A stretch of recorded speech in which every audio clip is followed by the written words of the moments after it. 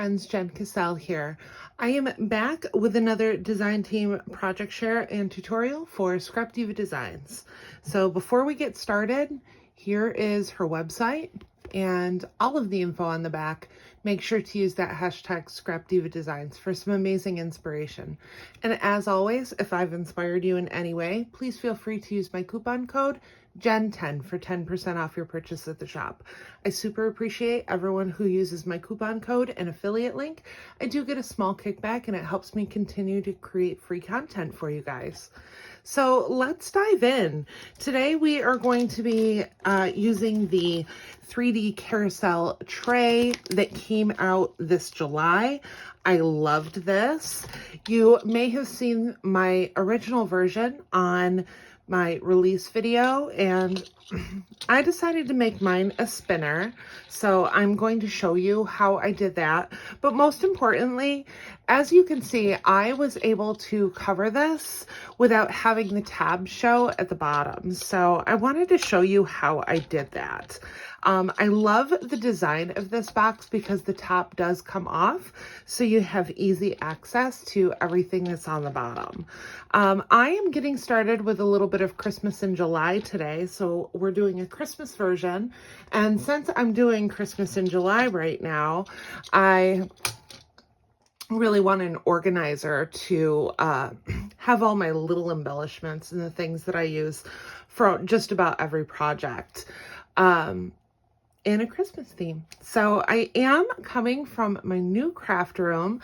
I moved in this weekend, so I love it. There's still a lot that I have to take care of, but I'm super excited to at least be at the point that I can craft in it. So let's get started. I'm going to show you how I cut everything, and this may be a little overkill, but I will say my organizer is super sturdy. So you could cut down the cuts if you wanted to, but this is how I put it together. So starting off, you have the base right here. I have cut both of these twice. I did this pale pink, and then I also have this. I am using Merry and Joy from Minté. It's my favorite Christmas collection. Anything Minté Christmas really is. And I've already glued together one of these two layers. I have left the other two separate. We also have a smaller version of this little octagon, and you're going to want to do the exact same thing. You're going to cut it twice. This one, I have glued both pieces together for both. You're also going to need, this is the die that you're going to be using. I've cut this twice along with the stitched layering pieces. I've also cut a second set of stitch layering pieces. For the bottom of your box, you're going to need this. Now, this is going to be the die that you use for it, and I've cut that out 4 times so that you have 8 sides total. Once again, I did the stitch layering pieces on this. I've already glued them on, and then I do have another set for the reverse to cover the interior of it. You're also going to need, these make the interior of the box, the structure. So you're going to need, I have cut this once for each of these. So you're going to need 8 of these total, so 4 and 4, and then once again I've done the stitch layering pieces. You're going to have 4 and 4. I've put together 3 of these. We're going to put the last one together. Also going to need these little brackets in here, and I've cut that 4 times. For the decoration on this, I used this bow that came out in June, the lace border bow, and I just did the smaller one 4 times for this. Now, when I put this together about midway through, I really wanted to do the bows on the bottom of the box, but I had already started. It didn't happen. I'm going to do it this time. Now, for the spinning mechanism that helps it go like this, I use this right here. It's pretty much just like a mini Lazy Susan, and mine measures 2.5 inches in diameter.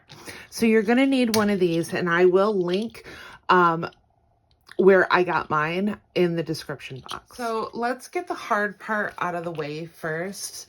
There is a lot of cutting with this die, but I loved how it came together. So as I said, you're going to need 4 of these. I've already put 3 of them together. I'm going to do the last one with you. So I've already glued this on, and then when I folded my tabs, I folded them inward for this. And I did the same thing with this one right here. You're going to want to make sure that you get your score lines nice and creased. And then I've also pulled, you're just going to need 2 of these. Flip it upside down and come over here to the corner on the curved edge and just place that right in the corner folded so that you've created a little tab right here. Make sure that's nice and tight before moving on to the next one. So I'm going to add a little glue to this tab and then pop it on in this corner with the curve. You're done. You should have something that looks like these 2 right here. Now grab your glue and add some glue to one of the sides of your bracket. I'm going pretty generous with it. I'm avoiding my tabs that I've placed on there. And then just pop these together. I sat them down flat on my tabs, so I knew everything was lined up, and then I'm gonna go in with my bone folder. So we should have 4 total by the time you are done. We're gonna set these aside, let them cure, and we're gonna work on our box. So let's put together the smaller one first. I have my 2 base layers, and then I've put together the 2 strips that equaled 4, so you have 8 sides on here. I've added my stitch layering pieces, and I have also cut 8 more of these stitch layering pieces for the back to cover up my tab. Grab some glue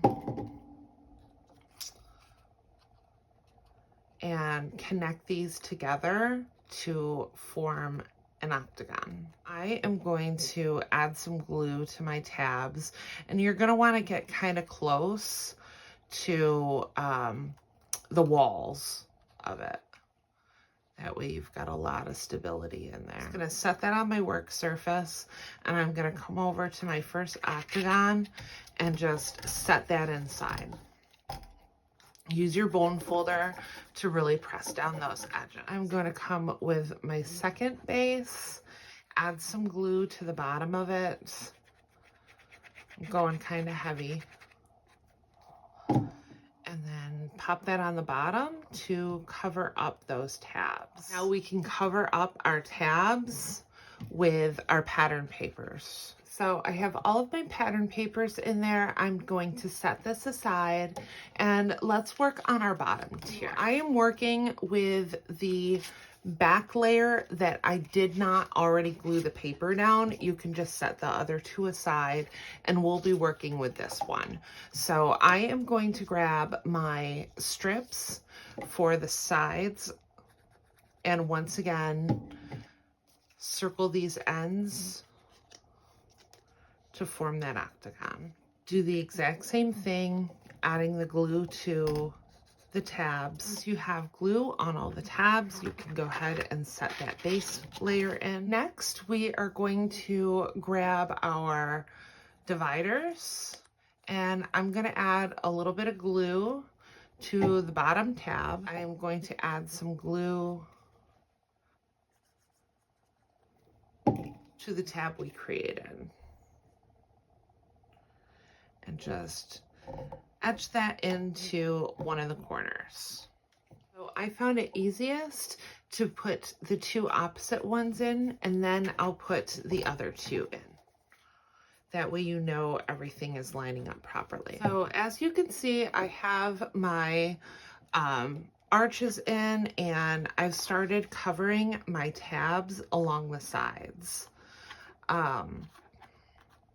Finish up those, and I will be right back, and we'll go over how I cut the base layer of pattern paper to cover up the interior tabs. So you are going to want to grab your trimmer, and starting at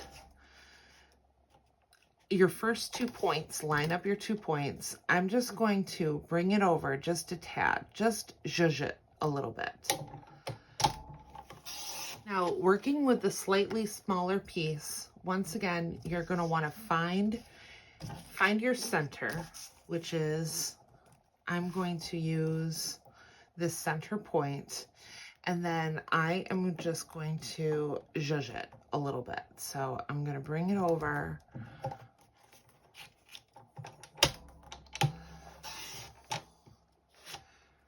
And that's going to be your first cut to go inside.